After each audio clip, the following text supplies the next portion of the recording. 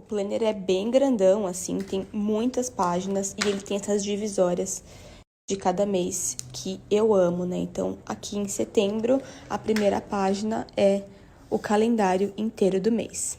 A gente já conversou sobre a importância de criar uma visão macro do mês, né? Então, eu sempre gosto de começar por aí o planejamento.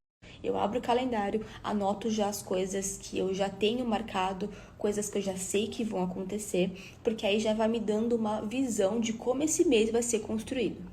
Então, por exemplo, eu sei que aqui dia 7 a gente viaja. Aí já vou anotando. E a gente volta. Por isso que essa parte eu gosto de fazer de lápis, porque pode ser que os compromissos mudem, mas a princípio são esses, então eu vou anotar já.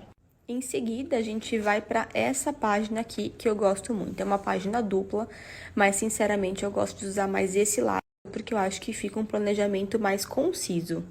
E aí vai de cada um, você pode fazer um super planejamento, mas eu gosto de fazer um planejamento do mês mais resumido para depois conseguir fazendo semanalmente mais detalhado.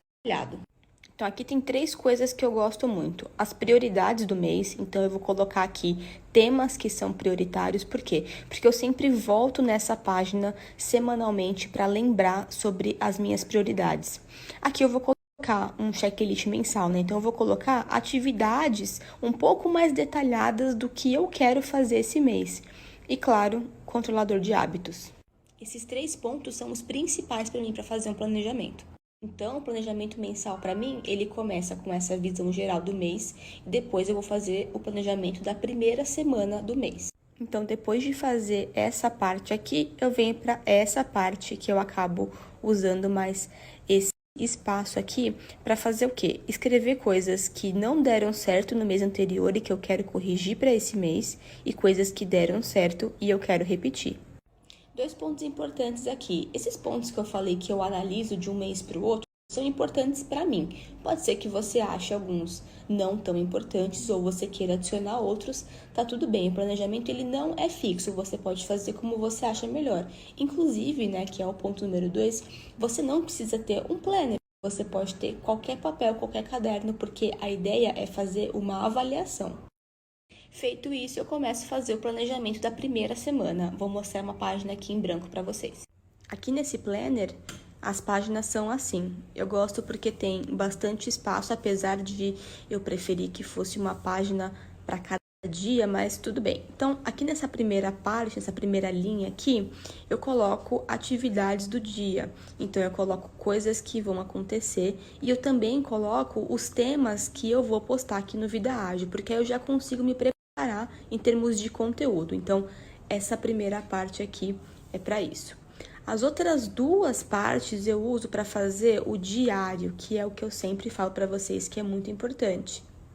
Que é, de fato, a gente anotar como a gente se sente, como foi o dia, coisas boas que aconteceram que eu quero lembrar, ou coisas ruins que eu também quero colocar para fora, porque isso faz muita diferença no meu dia. Então, eu já faço essa parte semanal, coloco atividades que vão acontecer, os temas que eu quero falar no Vida Ágil e vou todos os dias à noite escrevendo como eu me sinto. E aqui também tem um ponto importante nessa parte do planejamento semanal, que é o rastreador de hábitos. Então, aqui eu vou colocar os hábitos principais que eu quero cumprir nessa semana e aí eu vou pintando todos os dias como foi. Eu já comentei aqui com vocês que apesar de fazer esse rastreador semanal, eu também faço um rastreador geral. Então, aqui, dia após dia, eu vou pintando os meus hábitos e vou fazendo um controle mensal que fica nessa página geral aqui. Então, eu vou pintando quantos dias no mês eu consegui, de fato, fazer esse hábito. E isso vai me dando uma visão maior daquilo que eu quero construir a longo prazo. Sempre vale reforçar que esse rastreador de hábitos, ele deve ser feito com mini hábitos. Hábitos bem pequenos e específicos para você de fato conseguir incluir isso na sua rotina. Então, não basta você colocar fazer exercício, eu quero que você coloque o dia, a hora, qual exercício, aonde você vai fazer.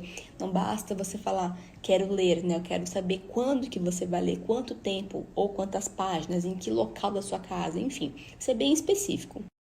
E é exatamente assim tão simples quanto isso que eu faço o meu planejamento. Muitas vezes a gente acha que ele vai ser mais complexo do que de fato ele vai ser, mas ele pode ser uma atividade muito simples. Isso aqui, em 15 minutos eu faço.